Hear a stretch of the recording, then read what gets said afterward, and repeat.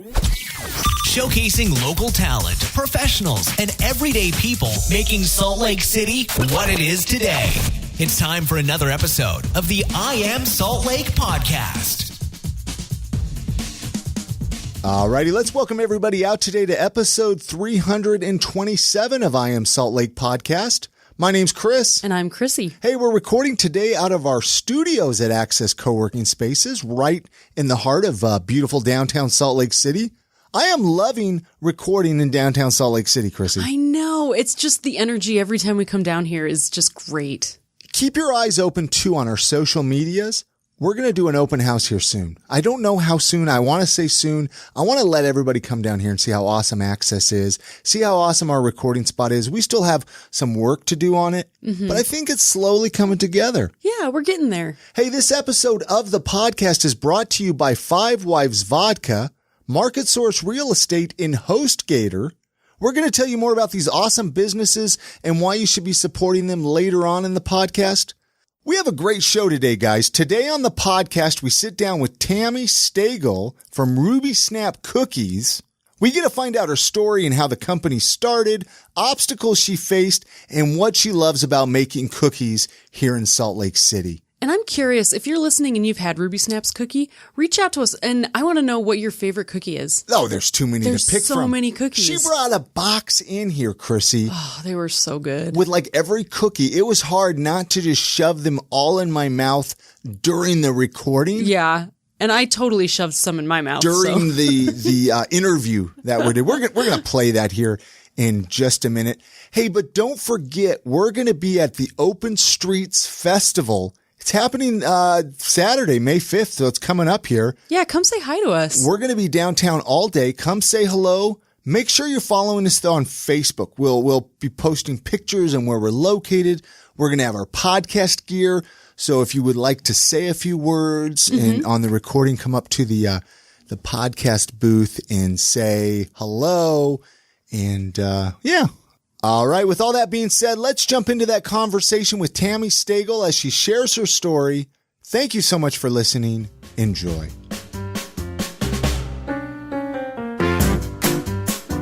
So, Tami, if you and we met, like I was chatting with you prior to recording, like imagine we're having a conversation at the farmer's market, the downtown farmer's market, which I know RubySnap is down there, right? Every summer. Do you do the winter market too? No. We have never done the winter market. Never done the winter market. It doesn't matter for this right now. But let's say you had 30 seconds to tell me about yourself. Do you have a 30-second pitch? All things fresh. All things fresh. Yes. As in like food or life? All things. Attitude, very important. Well, life, I think, mostly just genuine. You know, I care about living a genuine life and doing genuine things. And that translates into cookies or anything that I do with the community or sports or anything. I just want to give it my best. I love it.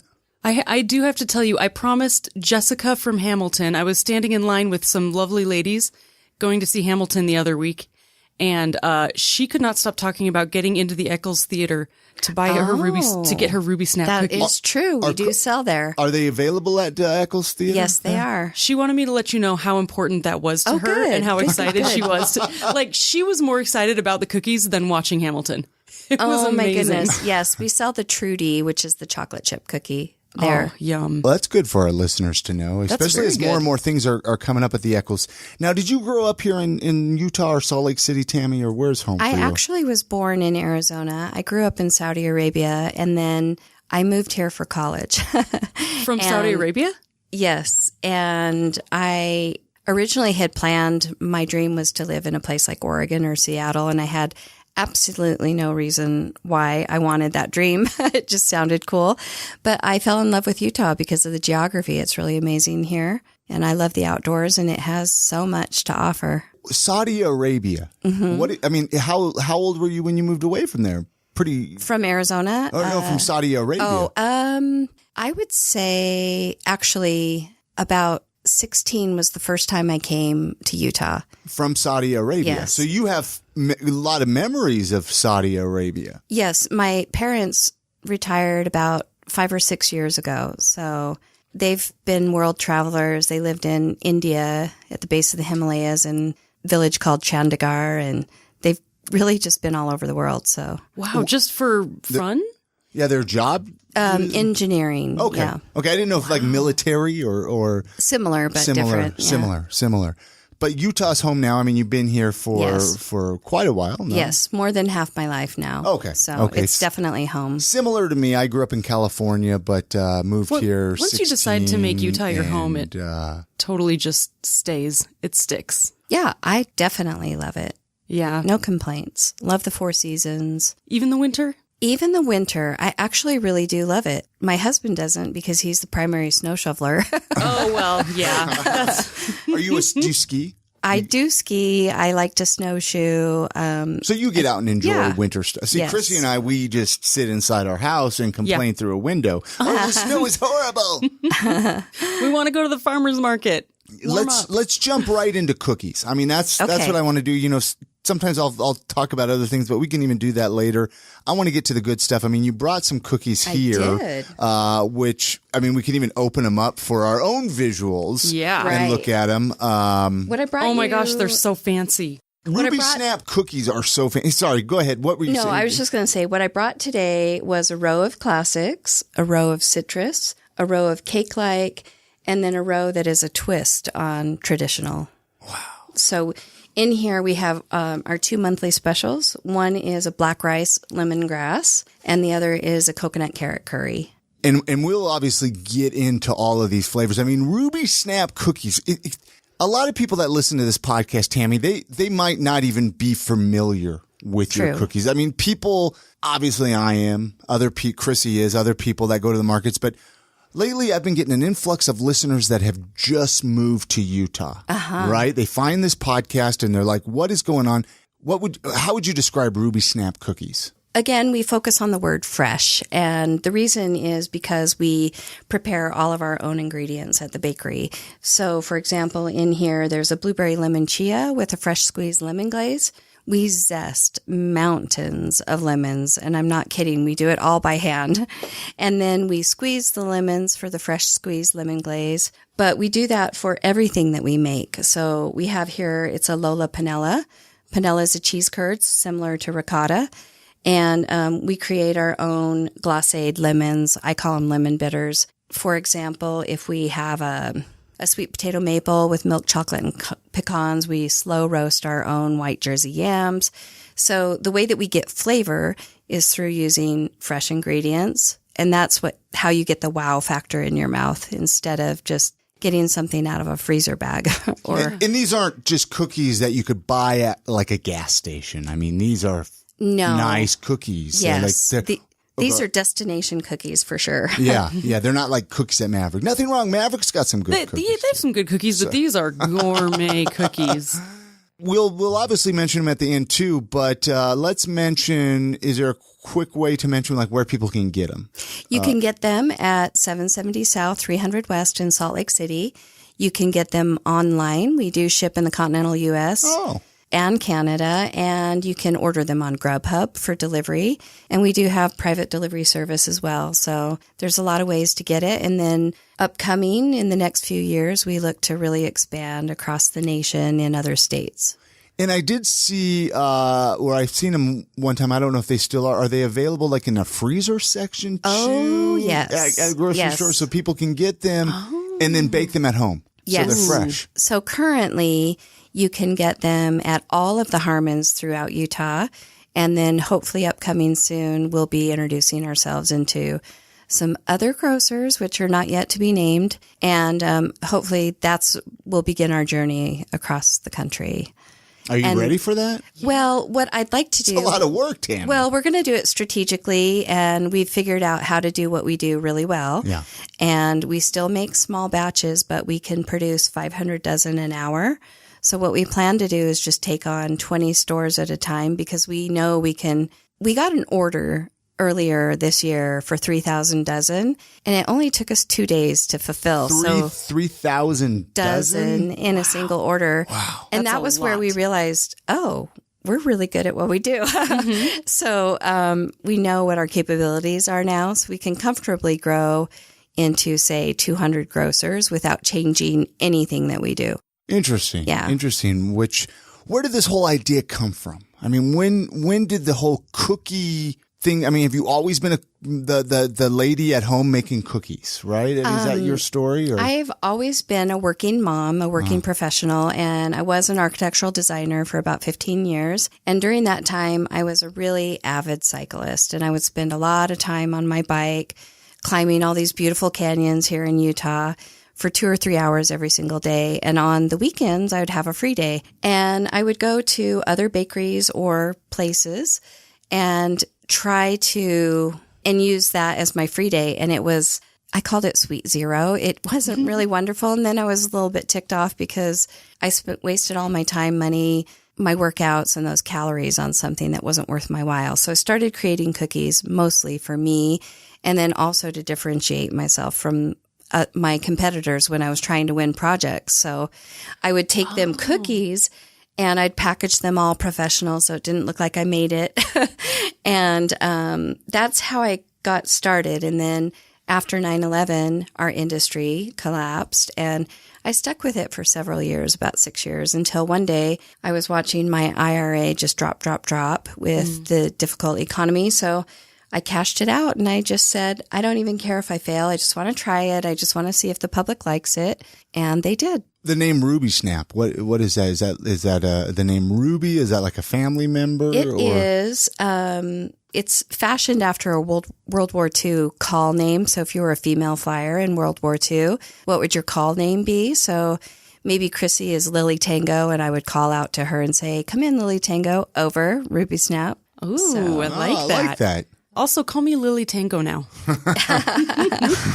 All right, Lily Tango. So how did you learn to bake or cook, or where did you find your love for it? Our first cookie ever was Penelope. It's right here. It's the peanut butter dipped in chocolate.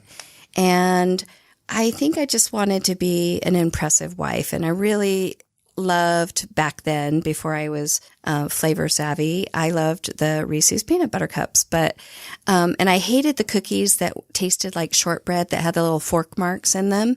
And so I just set out to make a cookie that was really fat and moist and truffle-like. And that was the first cookie, and it impressed my friends and neighbors and at Christmas time. And I think that was the catalyst for starting to explore more flavors. Wow. How many years ago was it's because you've been doing RubySnap for quite a few years, right? Did you say? Yes, we are now in our 10th year. 10th year. So now, I mean, you're an expert. I'm sure people ask for this, and I want to know, even for listeners, do you offer specialty cookies, gluten-free cookies, or anything like that, or no? Well, we are a gluten facility, Sure. we can't technically offer gluten-free because you'd have to have a complete facility. So the answer is no. We did at one point, and we called them wheat-free Yeah. because we didn't want to claim that they were gluten-free. And it was just a weird experience because our buyers love gluten. And so they were like, what is this garbage? Well, they were good. And so the point was it had to be RubySnap quality. It had to have the wow factor. It couldn't taste like dirt or spit. So it is hard to make a gluten-free cookie that's that delicious. Yeah. It just is. And I just decided, do what you do best. And I'm really good at gluten. So I didn't want to be all things to all people. I just wanted to be all things to a certain set of people who really care about this style of cookie. Absolutely. And you make a heck of a cookie. So I was just curious, figured I'd ask. Yeah. Let's jump into questions because we have quite a few questions between Instagram and Facebook. I don't know if you see those a little bit further down, Chrissy, on this list here. I'll let you even jump into Wava. I think that's how you say her name. Wava, in our Facebook, we have a Facebook group, the I Am Salt Lake Facebook community. We mentioned we were going to be talking to you, and she threw some questions out here. She's got a few.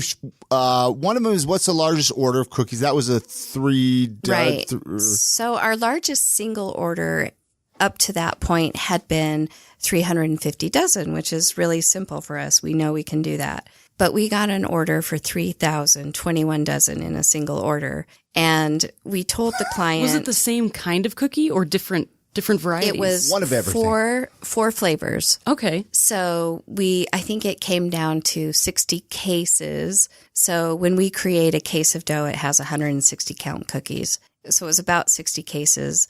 It was 36,000. Did you have to mail them or And did you deliver them? We did. We mailed them. We sleeved them. We packaged them. We shrink wrapped them. They had ribbons and sticker. And, it was just great. It's fun to bring your team together and see what you can do. And it made us realize, wow, we're pretty handy.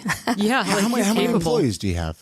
22. 22 employees, and they're all capable to help, obviously, with Yes. the Yes. baking. We have phenomenal employees. And Do you train everyone who comes through? at one point, I used to train everybody for, say, the first 8.5 years. But this past year, I've tried to delegate and trust people. And we have very, very trustworthy employees. And so we have, peer mentoring. We have a handbook. We have lots of protocol for how we train. And we've gotten better over the years at training quickly and efficiently. And we've gotten better at interviewing so that we start out with high quality individuals. Yeah, I could imagine it's Can I tough to. throw a question in there? Sure, I know sure, we're doing sure. Yeah, user yeah. questions or listener questions. Have you, or are you ever afraid of training one of your employees so well that they go out and become a competitor? No, I think competition really keeps you on your toes. Yeah. And so I say, sure, agree. go on out and bring it. But I mean, in theory, they shouldn't compete with us until after 18 months after they terminate their employment with us. But no, I really have never worried about it. And I think if you probably focus on it, you throw it out in the universe. And Yeah. Then you give people ideas. well, I have so many ideas. Yeah. We have 80 recipes. They're not all in circulation, so I could resurrect new recipes, but I have stacks of journals of ideas. So we could just keep on producing the next fun flavors and just stay ahead of people. Yeah, your creativity So- is your real. That's my real MO. Yeah, Yeah, for sure. yeah. Yeah. Another question here from Wava in the Facebook group. She says, has anyone famous ordered cookies from you? Yes, we delivered to Snoop Dogg. Oh, no way, really? Yeah. Like so here in awesome. Utah? Yeah, or- right here in Utah. He was the spokesperson for Skull Candy. Okay. And I delivered cookies, and his bodyguard came towards me, and I was like, here you go, Mr. Snoop, sir. You could just have the cookies. And So how did he know to order RubySnap, though? actually, I was kind of eavesdropping on the receptionist who was ordering him something from somewhere else. And I said, he probably really, really, really wants RubySnap cookies. And I will drive down the mountain, get you the cookies, and bring them back up. And that's what I did. And then my graphic designer called me and he goes, what the heck have you done? Your website is going crazy, because we were getting so many pings Oh, no way. after we posted the picture of him. But we've had other people like Dennis Haysbert, Lavelle Edwards, the principal dancers of the Ballet West. We've quite a few people have come through. Chris from I Am Salt Lake podcast? Chris, yeah. See, what is the other? Imagine Dragons is. Oh, yeah. Yeah. And Alton Brown, he does the food show. Okay. So quite a few So people. quite a few Yeah. people, which is really cool. Another question she asked is, what was her first cookie creation? Which I think you answered that I already did. with Yeah, the I peanut sure butter, did. right? It was the peanut butter. And then after that, it was our chocolate chip, actually. Okay. Gotta get the classics down first, right? Yes, I did. I got the dark molasses ginger, got that one down. Those were my first three. Any reason why those were your first three, or it just happened? Well, They I didn't were- know I was going to be a future cookie designer and Okay. recipe developer. I just wanted You were just the going for good best. cookies. Yes, Yeah. I just wanted the best. One other question from her is, what inspires her to create? It could really be a number of things, and I've thought about that. Sometimes, if I go to San Francisco and I'm on Fisherman's Wharf and I'm trying chocolates, it could be something that triggered me. In fact, one of the cookies in this box, it's the coconut carrot curry. I was in Bali and I was eating a dish called nasi campur, which is tempeh and a bunch of sambals and white rice. Sure. It has nothing to do with coconut carrot curry, but that was the thing that stimulated me to make that cookie. And then another time I was eating mole poblano, and it was so good. And my eyes rolled back into my head, and I thought, this is like a dessert and I could make a cookie out of it. And so I created the Frida cookie, which is a mole dough, and it has a chili de arbo center, like a truffle in the center. And it could be anything. But sometimes it's a dream that comes to me in the night, and then I wake up and I hurry and write it down. Or how do you not get sick eating all these cookies? You know what? I really don't eat a lot of cookies. Yeah, but you have to test all the flavors out, right? Do. There are days where I almost like wine. I'll chew and spit. Do you ever get well, you don't get sick of them, I guess. I mean, no, but what I do is I'll go on like protein diets so that I can clear out my palate and be ready to eat more.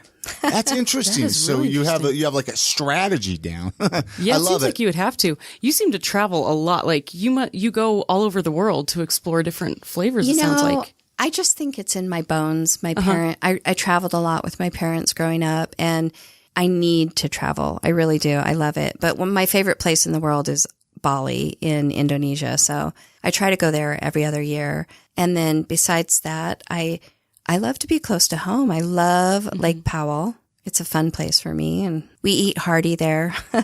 We have cook-offs and eat big. Nice. Let's actually take a quick break here. This is a good point to take a break to play a message from our sponsors. And then when we come back, we have messages from Instagram to ask you. So hang tight. We'll be right back.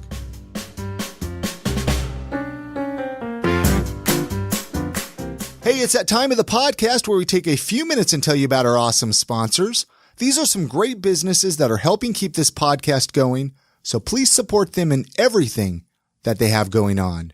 Hey, this episode of the podcast is sponsored by Market Source Real Estate, which I want Chrissy to tell us about. If you love the charm and character of old homes, you need to contact our friends Monique and Jeremy Higginson of Market Source Real Estate.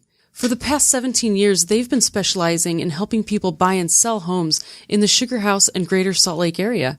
With a background of flipping houses and owning almost 24 homes themselves, they know all the ins and outs of older homes. And if you're looking to sell your home, Market Source Real Estate specializes in helping sellers update or repair their homes to increase their value and help sellers make more money.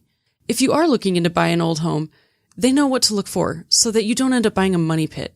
You can find their info at thinksaltlakecity.com, or you could call them at 801-810-6773. This episode of the podcast is also sponsored by Five Wives Vodka. If you're in Texas, you can drink Tito's, but if you're in Salt Lake City, I better be seeing you drinking some Five Wives Vodka. They actually have 3 different flavors for you to try out. They have the original Five Wives Vodka, which is made from Utah mountain spring water. It's 100% distilled corn spirit, and it's gluten-free. The spring is hidden in beautiful Ogden Canyon, which is inaccessible by vehicle, so the water is hiked out 5 gallons at a time. One of my favorite things with the original flavor is coming home after work and making a LaCroix boy. I don't know how you do it. Those LaCroix, my gosh. I do Get it. a grapefruit flavored LaCroix, put some Five Wives in there. That's a night. They have the Five Wives Sinful, though, which is a flavored vodka with a delicious cinnamon taste, which I enjoy just like taking some shots of while you're drinking your LaCroix boy. Unlike other cinnamon products that give you that cinnamon candy taste, Sinful is like a morning cinnamon roll with only 76 calories per ounce. They also have a Five Wives Heavenly flavored vodka with a delicious vanilla taste, which I want you to tell them about, Chrissy. Oh man, this vodka is so delicious. The rich buttery vanilla flavor comes through without coating your taste buds with sugar, and it results in a really vanilla taste with less calories. It's a super good one to make a nice cocktail out of. And you can pick up Five Wives Vodka at any of your local DABC stores, which is your state liquor store. Go pick it up. If you're at a bar, ask for Five Wives Vodka. Hit up their website, fivewivesvodka.com, for more information and recipes. And many thanks to Five Wives for sponsoring this episode of the podcast. Hey, this episode of the podcast is also sponsored by HostGator. Every small business needs a website. Trust me on that. Just because you're on social media, that doesn't mean anything. You need a place to call your own. You need a home on the web. You need a home on the web. And HostGator is one of the world's most popular web hosting companies for a reason. They offer guaranteed 99.9% uptime, an excellent user-friendly interface via cPanel, and superb pricing. I was with HostGator for many, many years, and I switched to another provider for a little while. And I ended up going back to HostGator because they're just so reliable and they're so easy to use. Hey, there's proof is in the pudding, right? 24/7, 365 days technical support. You get unlimited email addresses. And for being an I Am Salt Lake podcast listener, you can get your first month of hosting with them for only 1 penny. That's right, 1 penny. Use the promo code I Am Salt Lake at checkout. All one word, I Am Salt Lake. You're going to get your first month of hosting from HostGator.com for only 1 penny. Anyway, many thanks again to HostGator for sponsoring this episode of the podcast.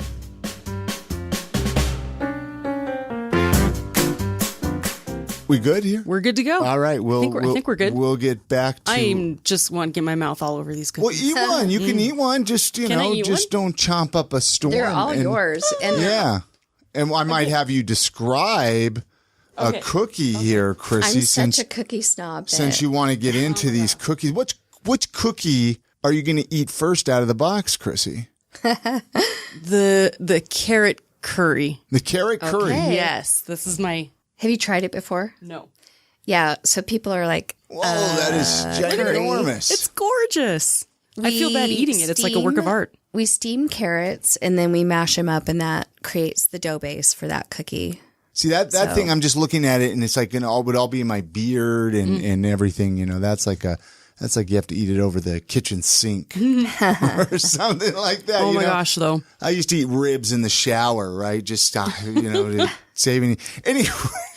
We'll go eat cookies in the shower. Anyway, we had some questions here on Instagram I want to get into. Why Chrissy is busy eating one of the cookies. We don't typically ask on Instagram, but I thought this could be kind of fun to see if people had any questions for you, because I mentioned that we'd be chatting with you. Let's see here. Some of these names on Instagram, you're just like, what? How do you pronounce that? Looks like the Blonde Otter. Oh, here we go. She says, Tami is the coolest.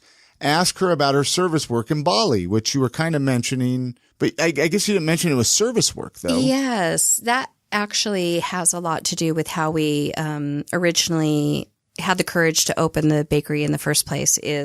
I did a service project with my daughter in Bali, and the prerequisite was for her to raise all of her own money. That was airfare, room and board, and including the money for the service for an orphanage that we were going to. And the reason I did it is because she was a great kid, but she was entering her junior year of high school, and I thought we were the poorest people on the block in a really nice neighborhood. And I just wanted her to really respect her place in life through service somewhere else in a third world country.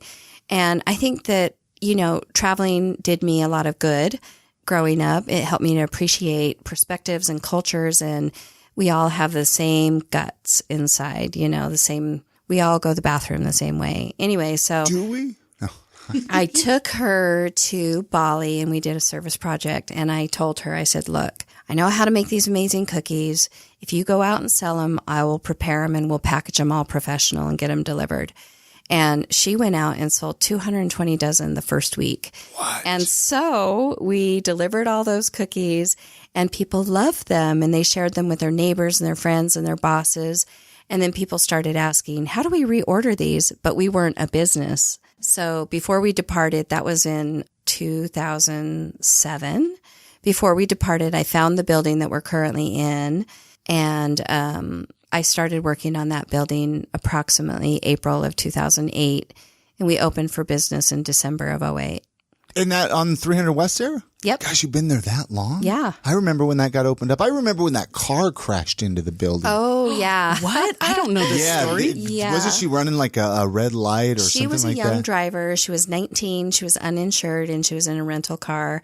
And she uninsured purposely, in a rental car. There we go. She said, I tried to run the red light and I didn't make it. And she got sideswiped, barrel rolled, landed on all fours, and attempted to press the brakes and accelerated through our building. How old do you like 16, 17 probably? No, I think she was 19. Oh, a little older. Yeah. Wow. Yeah, no, I remember that because I used to drive that way to work every day when I worked at Contempo down 300 there. It was adventurous, but we Did anyone get hurt? No, it was right after hours. We had just closed. we had just hung a new piece of artwork, and my husband took a picture, stepped away from the front door, and bam, the car came through. So on camera, we saw that he just barely walked away before she came through. So people, you were there. You physically saw it more or less. Our employees were there. I wasn't there. Oh, that must have been so scary. Yeah. Yeah, but it was, everything was good. Nobody got hurt. So that's really great. Anyway, back to the questions, Instagram. Nishawa, I don't know how to pronounce it, N3I, doesn't matter here. She wants to know, I need to know her favorite cookie, both from the specialty ones made in store and her classic. So, okay. I guess, yeah. Well, first of all, every single cookie was created for me specifically. So I love them all. However, my favorite for about 4 years straight was Penelope, the peanut butter. Then I advanced to Margot. It's the chocolate cinnamon dough with the milk chocolate mint center. Whew, that sounds good. And also, I love Virginia. It's the dark molasses ginger. So those are my 3 favorites from the classics. And then from the specials, I would say Isabella. It's a pumpkin mascarpone that has raisins that are soaked in frangelico. And we soak them for a year ahead before we put them in the dough. So they caramelize and they're really yummy. Oh, wow. And I've converted a lot of raisin haters through that cookie because it's so good. Aren't you a raisin hater, Chrissy? You know, I'm not a raisin fan. Okay. So we'll I'm going to have to try it. Is it in here? It is not. It's okay. I'm going to have to come by and buy one. It's a November special. Okay. But, you know, I'll honestly, set my there's so alarm many. for November. But I'm going to say that's my favorite special, the Isabella. But this one that I'm eating, what's the name of this one? Billy Ann. Oh my gosh, it's so good. It is delicious. Itchy Feet Seals on Instagram wants me to tell you that she loves the new cookie with black rice. Yum. So is this really black rice in the cookie? Yes. So there's a village on the far end of the island in Bali called Ahmed. And I take a cooking class there when I go. And the teacher served a black rice lemongrass pudding, rice pudding. And it was so amazing. It had coconut milk on it. And I thought, this would make such a great cookie. And so a few years later, I developed it into a cookie. So it's literally black rice lemongrass with a coconut cream on top. That sounds good too. One more question here on Instagram. Dottie's Kolaches. Dottie Kolachi? Okay. She says, or is it a she, I guess? Or it's a she, yes. Yeah. Sounds like you know them. So yes, I do. They say, oh goodness, we are all in for a treat, pun intended. What has she done to stay positive on the tough days of owning her own business? And additionally, who are some of her mentors? You know, we do hire the happy, and that is our prerequisite because we say we can teach you anything that you need to know, but we cannot teach you how to be happy. And generally speaking, people who come to buy cookies are really happy. So most of the time, it's a wonderful experience at RubySnap. There are challenges, but you know, we're all passionate about what we do, even not just myself, but I feel like we have a little army of mini-me's that have my DNA running around. And so it's really nice to work with in that kind of a scenario. But mentors, I would say there's some people that I admire who, Tony Hsieh, he wrote Delivering Happiness. He was the founder of Zappos. Okay. I always admired him, kind of had a girl crush for a long time. And then there's Gary Vaynerchuk. He has the wine library. You know him. Yes. Mr. Potty Mouth.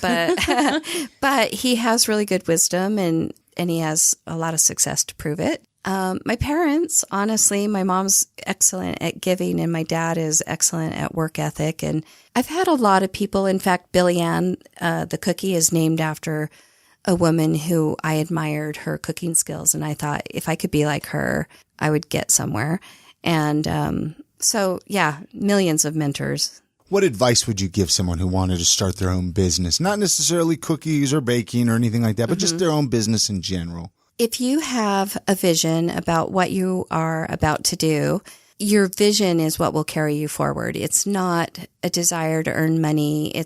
There has to be a specific purpose behind your vision, more than just faster, better, cheaper. It has to create some differentiating value in society or your community for it to be long lasting, because there's a lot of trends that come and go. But if you want something that is enduring, just make sure that you understand your vision and that you believe in it, and that you're not just out to make money, because if you're out to make money, you'll fail for sure. What's something that you would, if you could go back to the beginning and do differently, is there something that you would have done a little bit differently? Honestly, I started with little or no money, and it was really rather wonderful because it makes you a little bit smarter, because how are you going to accomplish your goals without money?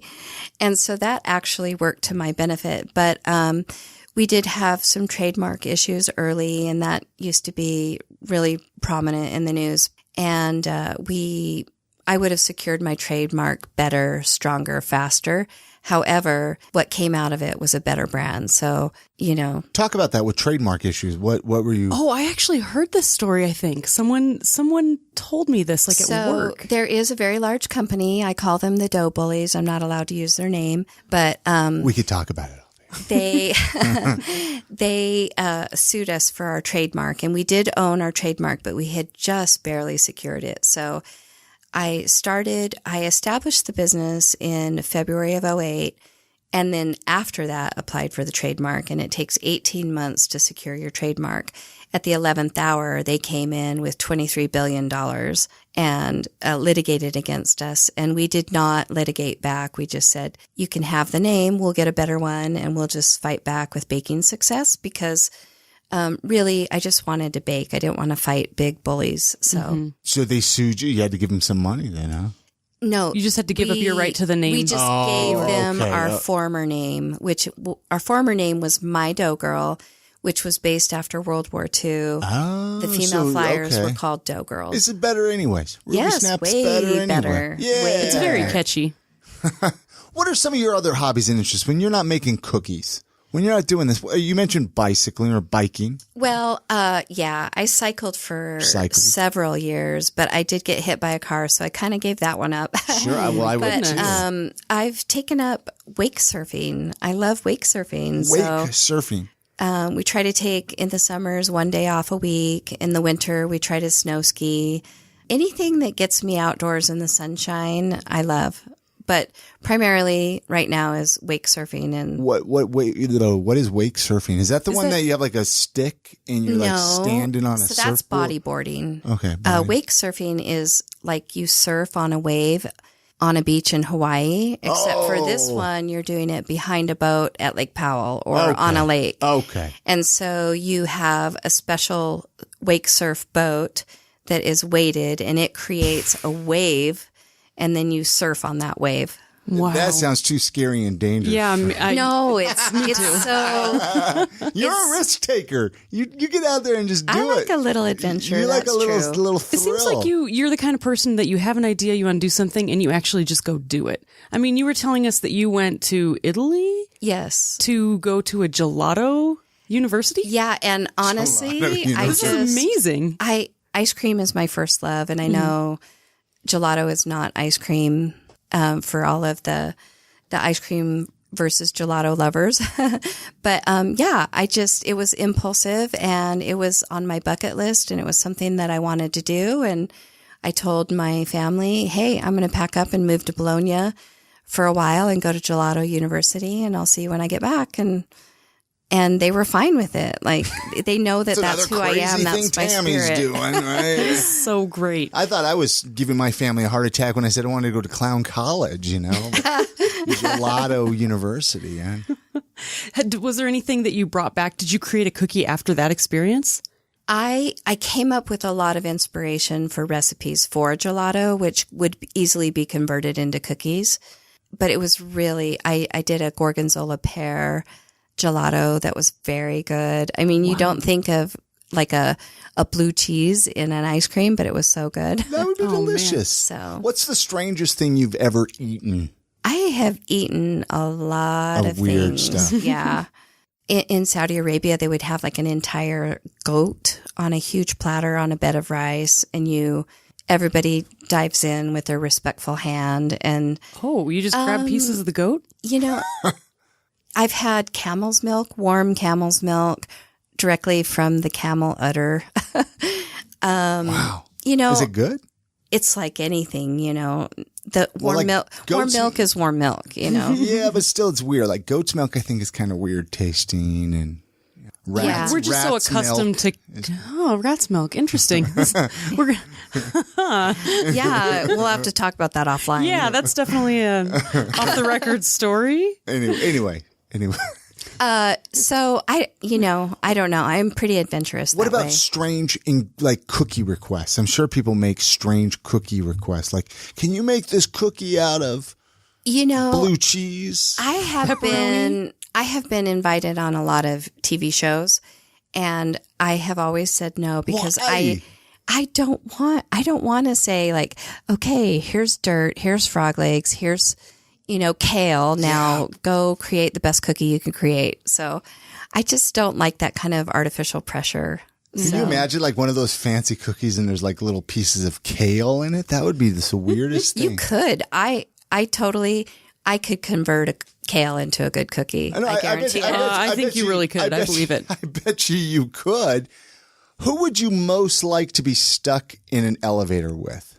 I don't know. I'm not really I don't geek out over Hollywood, so I'm not an admirer that way. Well, you mentioned the cooking shows. Do you watch those a lot? I would want it to be somebody like Desmond Tutu, or you know what I mean, like who's Desmond Tutu? Archbishop of. Yeah, he's of like I know his name. I don't know exactly what he is, but he's like a spiritual person, spiritual right? giant. There you go. I like it. I like it though. That's a man. You are one well-rounded individual. Like this is amazing. Oh, thank you. How do you fit it all into one day?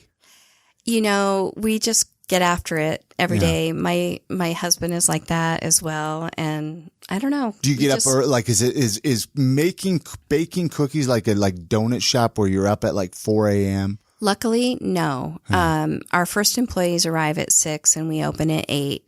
And because we make fresh dough all day, every day, it's not like you have to prepare it, proof it, let it rise, and then bake it. So that's really convenient with cookie dough. You just show up and in 2 hours you can have a case full of dough. Do you have to throw cookies out? Do you donate them to? We donate. Last year we donated $64,000 to the community in cookies. So yes, everything we serve today's cookie today. It's always fresh. The cookie that you get should only be about 2 hours old, because we are cooking all day. And then at the end of the day, we box everything up and it'll go to the Ronald McDonald House or Shriners Hospital or Primary Children's or Adult Rehab or the Road Home. And we have a huge list of people who come and pick up at the end of the day every day. And it's a great way to not throw something in the dumpster that could make people feel a little bit better about their day. I worked at 7-Eleven years ago. Not one of my proudest moments, but we had to throw away the donuts every day. We weren't allowed to give them away. We weren't allowed to do any of that. It's so depressing. Just with the rule. And I was always just like, that is so sad. There are people starving. Sad, yes. I mean, yeah, sugar, but still. No, we received an award one year and it was such a surprise.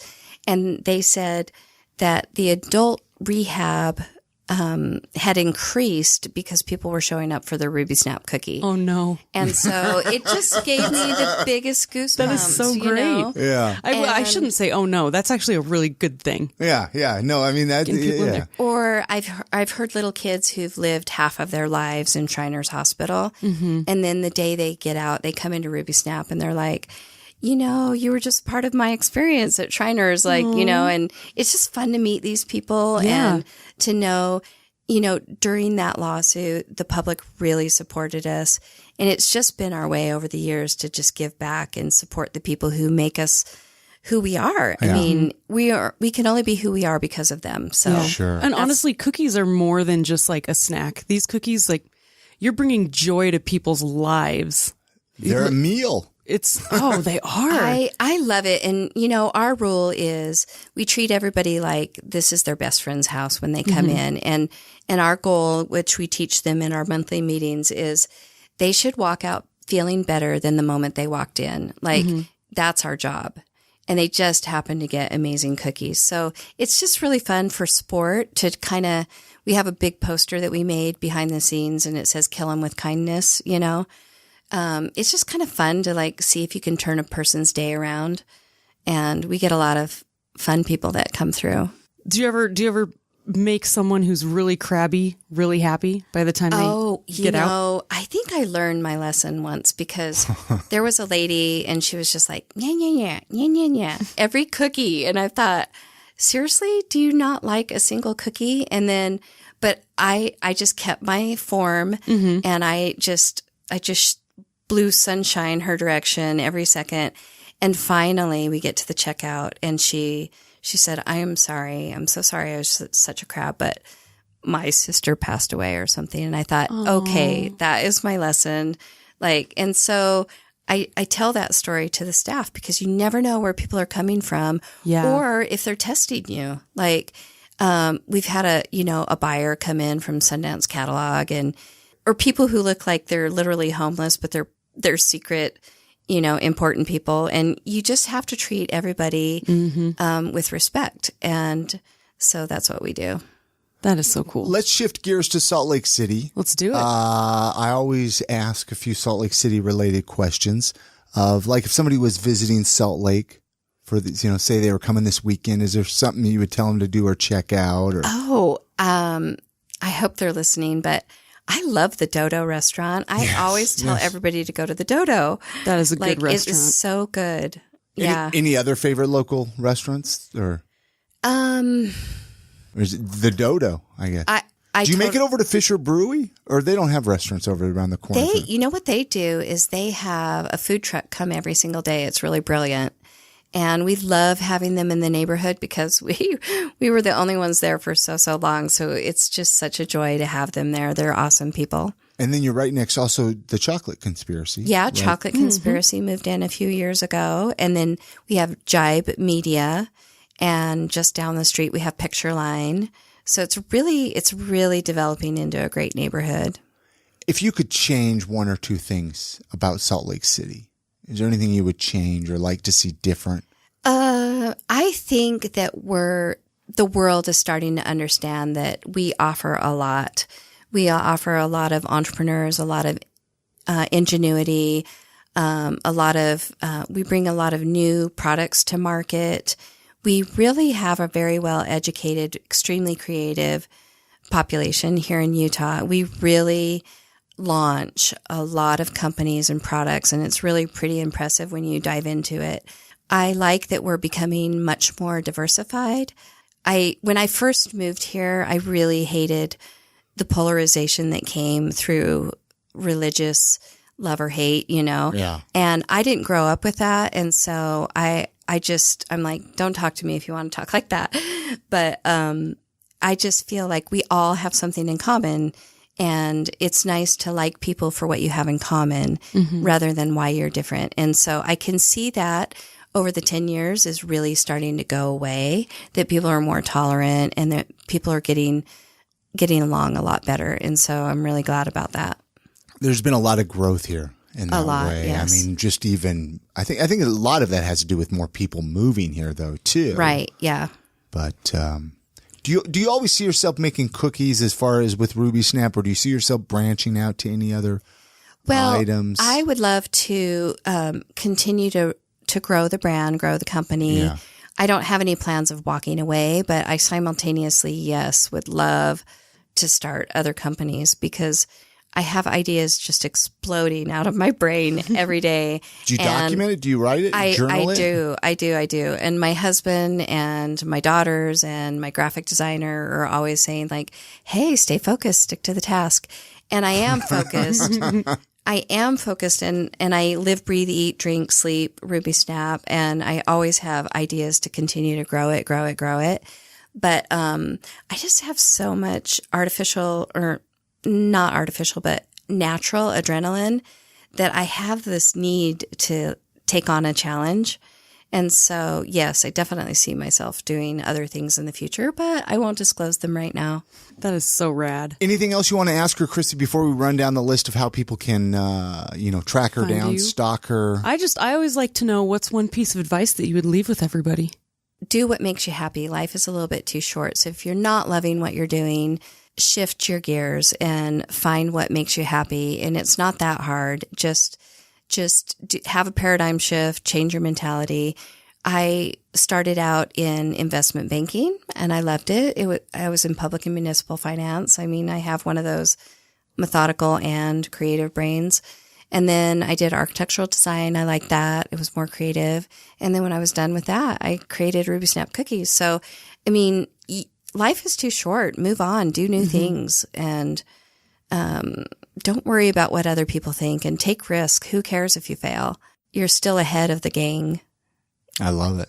Yeah. How can people find your cookies? Website address? I'll put all of that at iamsaltlake.com with this episode, but I'll let you rattle off your address, the website, all that good stuff, Tam. We are at rubysnap.com, and then all of our handles on all of social media are RubySnap. So at RubySnap on Twitter, Instagram, Pinterest, Facebook, all of our handles are RubySnap. RubySnap is all one word, and it has two capitals. So it's a camel case, capital R, UBY, capital S, NAP.